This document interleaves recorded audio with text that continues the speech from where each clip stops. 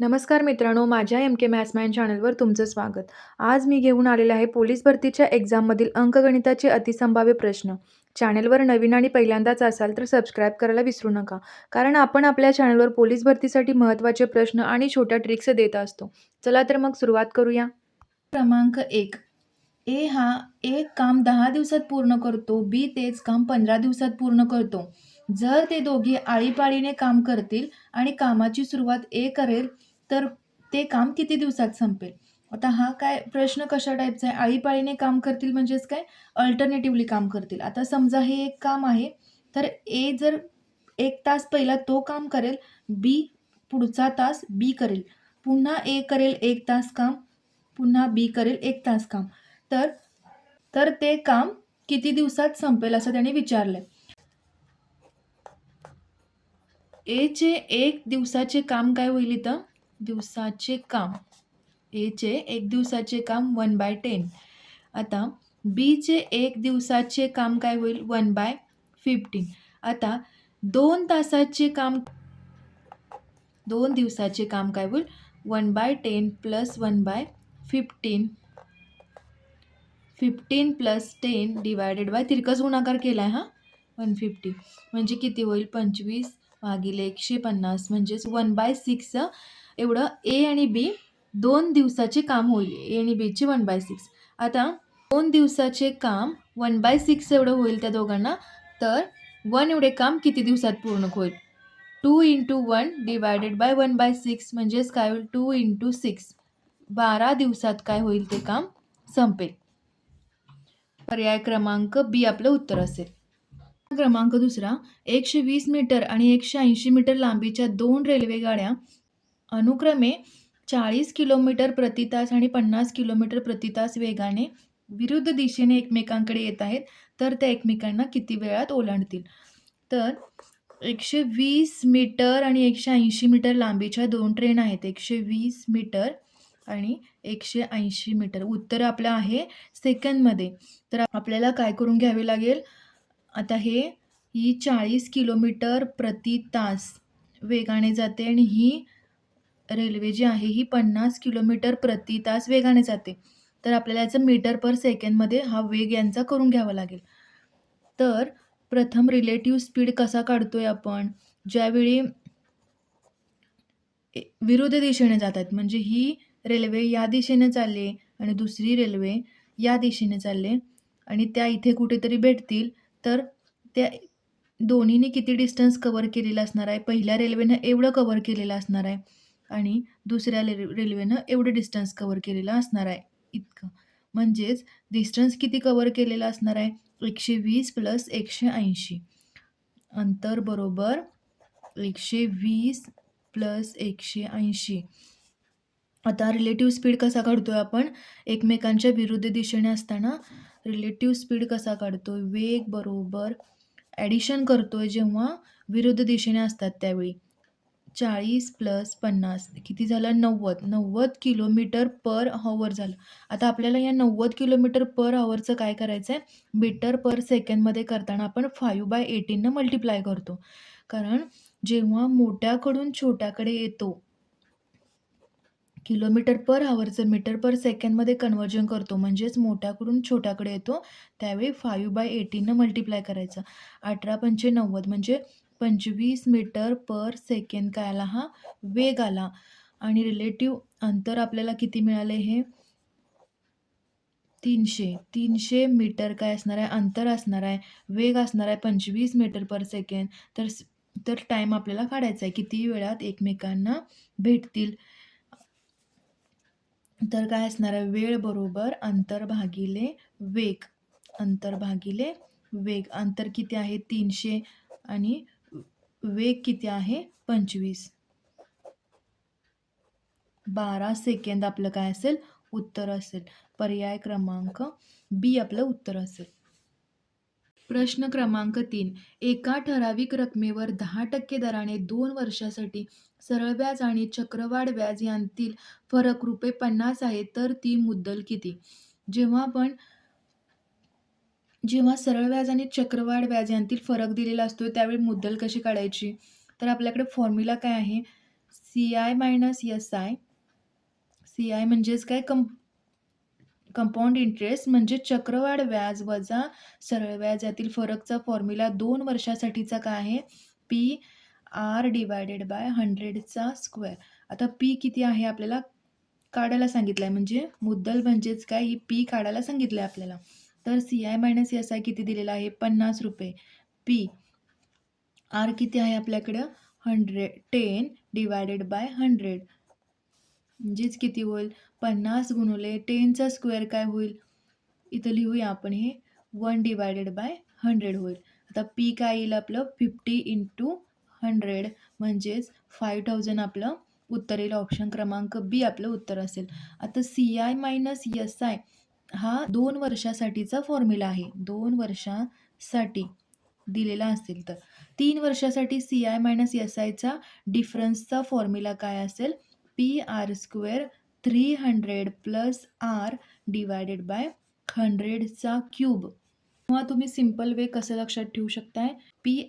P into R divided by 100 square म्हणजे 2 वर्षासाठी आपण हा घेतोय into 300 plus R divided by 100 असं पण तुम्ही लक्षात ठेवू शकताय. याऐवजी असं PR divided by 100 square into 300 plus R divided by 100 हे फक्त 3 वर्षासाठी एक्स्ट्रा येणार. प्रश्न क्रमांक 4.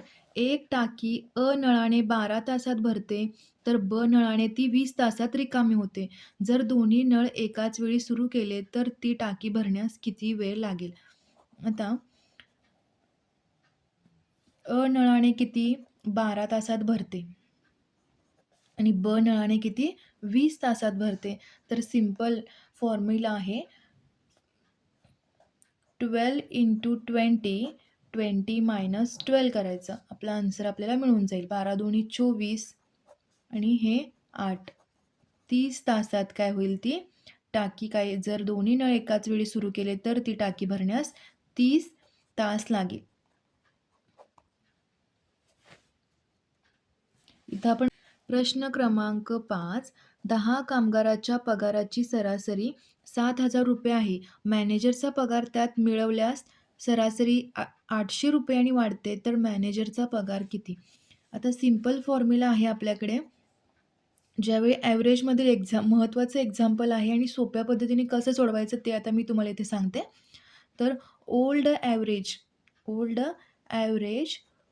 प्लस त्याची किती वाढ झाली आहे ती लिहायची. वाढ इंटू नवीन कामगारांची संख्या असणार आहे. नवीन कामगारांची संख्या हा फॉर्म्युला काय करा लक्षात ठेवा.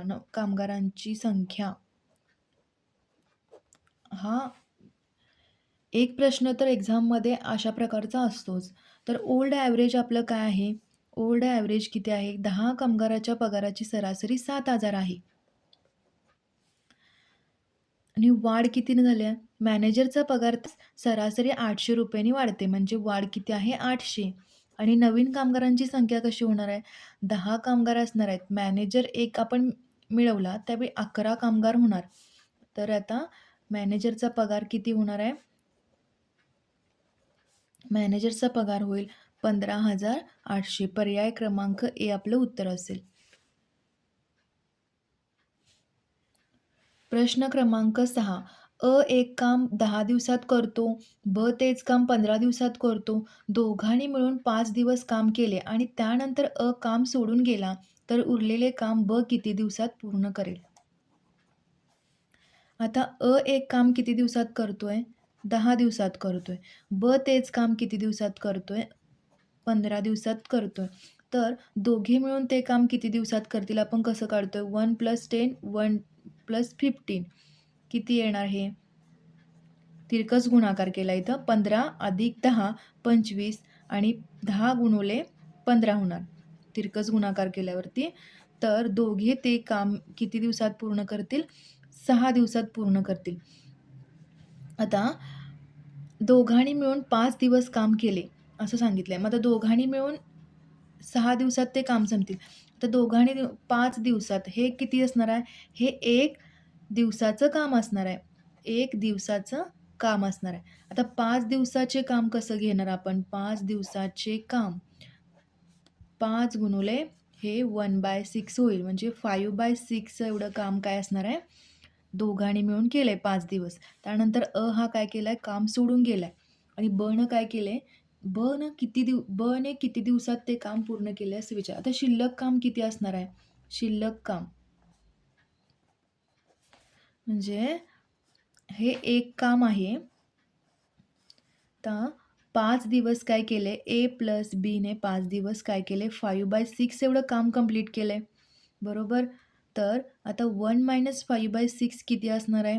1 - 5/6 हे असणार आहे 1/6 शिल्लक राहिलेलं काम असणार आहे 1/6. ते फक्त बीनं केलंय. तर त्याला किती दिवसात तो बी पूर्ण करेल असं विचारलंय. किती दिवसात पूर्ण करेल कसं काढणार? वर्क डिवायडेड बाय वर्क म्हणजेच काय? काम डिव्हाइड काय होणार याला? इफिशियन्सी. इफिशियन्सी म्हणजेच काय? वर्क किती आहे? 1/6 आणि इफिशियन्सी किती आहे बीची? 1/15. म्हणजेच हे कसं होणार? 1/6 15/1 हे खाली डिनॉमिनेटरला आहे. वरती गेल्यावर काय होणार? 15 वरती येणार. म्हणजे 15/6 किती होणार? 2.5 दिवस. 2.5 दिवस काय असणार आहे? म्हणजे बी ते काम पूर्ण करेल. ऑप्शन क्रमांक ए आपलं उत्तर असेल. दिवस काढण्याचा हा फॉर्म्युला लक्षात ठेवा. वर्क डिवायडेड बाय आपण हे काढतोय म्हणजेच काय काढतोय? इफिशियन्सी काढतोय. क्षमता काढतोय. बीची क्षमता ही असणार आहे. एची क्षमता काम करण्याची ही असणार. तर आपलं उत्तर असेल 2.5. एका चौरसाची बाजू 28 सेमी आहे. त्या चौरसात जास्तीत जास्त मोठ्या मापाचे वर्तुळ काढल्यास त्या वर्तुळाचे क्षेत्रफळ किती? आता चौरसाची बाजू किती आहे? 28 सेमी. हा 28 सेमी बाजू असलेला एक चौरस आहे असं समजा. तर जास्तीत जास्त मोठ्या मापाचे वर्तुळ काढल्यास पूर्ण असं ह्याचं काय होणार आहे? वर्तुळ काढायचं आहे आपल्याला.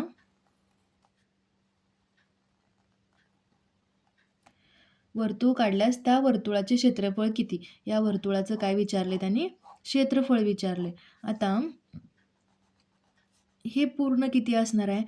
28च असणार आहे. म्हणजे वर्तुळाची त्रिज्या किती होणार आहे? 14.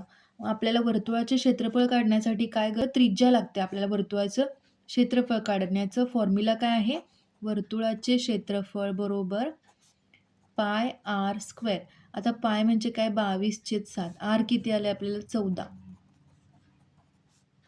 22 गुणुले 14 आपलं उत्तर असेल 616 चौ सेमी. ऑप्शन क्रमांक बी आपलं उत्तर असेल. आई व मुलगी यांच्या आजच्या वयाचे गुणोत्तर 7:3 आहे. त्यांच्या वयातील फरक 24 वर्ष असल्यास 5 वर्षानंतर मुलीचे वय किती असेल?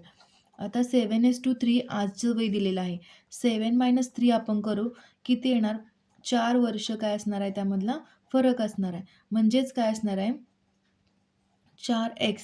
आपण इथं x डिफाईन करतो. 4xचा काय असणार? डिफरन्स असणार. x कसं काढू? 24 डिवायडेड बाय हे 4 म्हणजे xची व्हॅल्यू आपल्याला काय मिळाली? 6 मिळाली. आता म्हणजे आईचं आजचं वय किती असणार आहे? 7 × 6 आणि मुलगीचं वय काय असणार आहे? 3 × 6.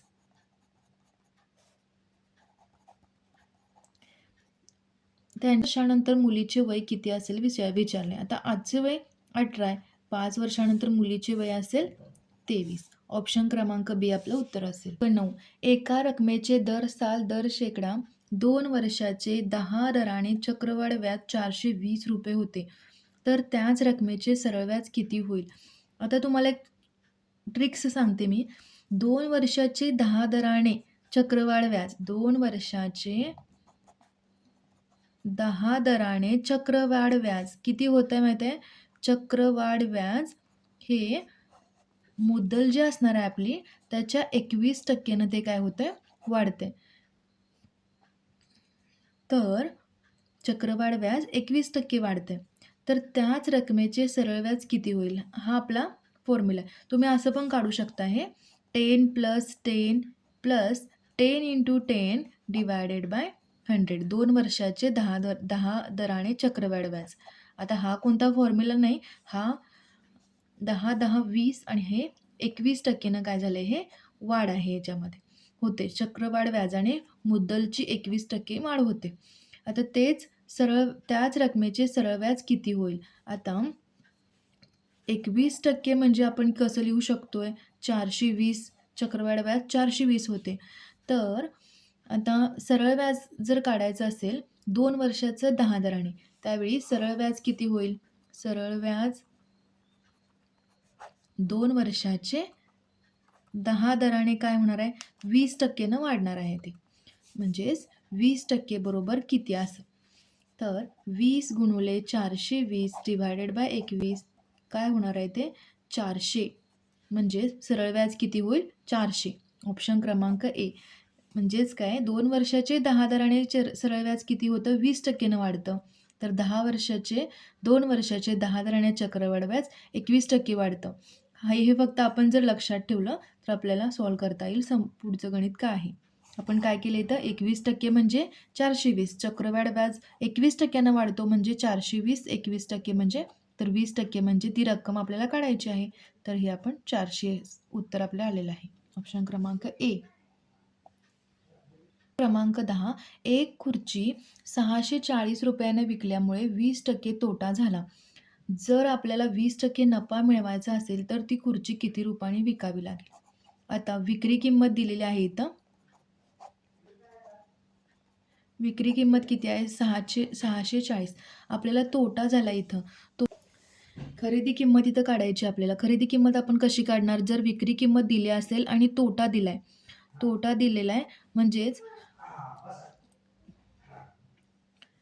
विक्री किंमतवरून खरेदी किंमत आपण कसं काढतो? 640 म्हणजे विक्री किंमत गुणिले तोटा झालाय त्यामुळे इथं 80 लिहिणार आपण आणि हे 100 लिहिणार.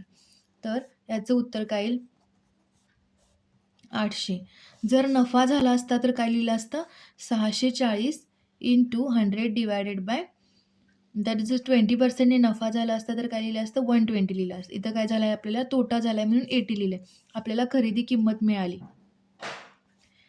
आता पुढे काय विचारलंय? जर आपल्याला 20% नफा मिळवायचा असेल तर ती खुर्ची किती रुपयांना विकावी लागेल?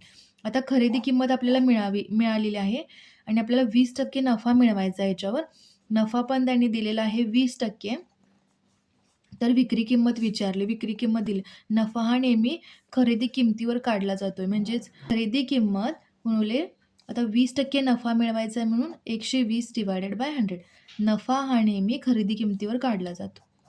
तर 960 रुपयांना विकल्यानंतर आपल्याला 20% नफा मिळेल. ऑप्शन क्रमांक ए आपलं उत्तर असेल. भेटूया पुढच्या भागात अशाच चॅलेंजिंग प्रश्नांसोबत. व्हिडिओ आवडल्यास लाईक, शेअर, सबस्क्राईब करायला विसरू नका. Thank you.